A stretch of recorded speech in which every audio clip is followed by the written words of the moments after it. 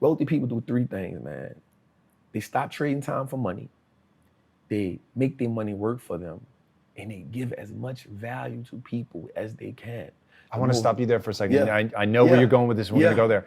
But one thing I love about your fucking story, dude, you don't say one thing that white people do is one thing that wealthy people. Getting people to see that, to me, that's the game, is recognizing that this isn't, it doesn't break along racial lines the way people think it does. And my time working in the inner city showed me this is not about that. But this is about class for sure, and getting people to understand that they can move between classes. That's the fucking game. Sorry, I just had to say that's so important to me. Shift. There is a shift, but there's the exposure part. So like just coming up in the streets, you only see the game from the lowest level. And you look at everybody else in part admiration and part like jealousy. Because you see it and you're like, damn, I'll never get there. Right? And so the only way that I think I can get that is through sports or hustling. That's it. That's the only, or rapping. Those are the only three options that you have. And so you make a decision on which way you want to go, right? And so you look at it from like, damn. And so me, I'm at the time like, man, I can't rap. Damn sure I can't play sports. So hustling is what I got. You limit yourself, and nobody comes along and teaches you anything different. So give them those three things again that wealthy people do. So he said, wealthy people stop trading time for money. They start making their money work for them, and they give value to as much value to people as they can.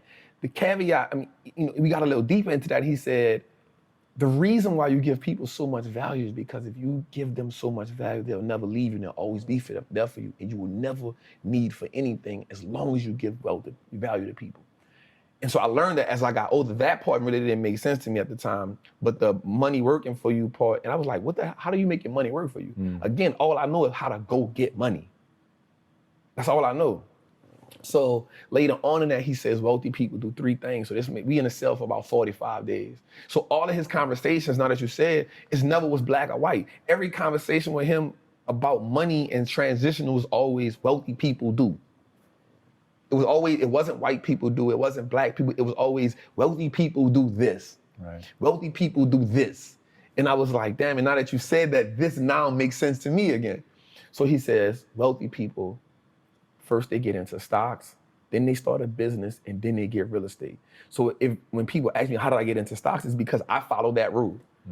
I was like, first, if you would have said real estate, business, I would have been the real estate trap. But he said stocks first, and I was like, damn. And so I just, my rest of my time in prison, I wanted to be that. I wanted to be a part of that wealthy conversation. So in prison, it's easy to get, I took my time, I researched the Warren Buffetts and the Peter Lynch's, and I'm not gonna lie, in the beginning, that shit was like Chinese to me. Right? This is a foreign language.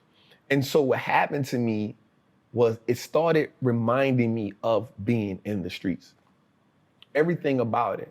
And I heard this term one time that said, the real gangsters are on Wall Street. The real gangsters are in the government. And I was like, damn. And so once I started getting into the stock market. I want to fuck with that idea for a second. I'm thinking through this.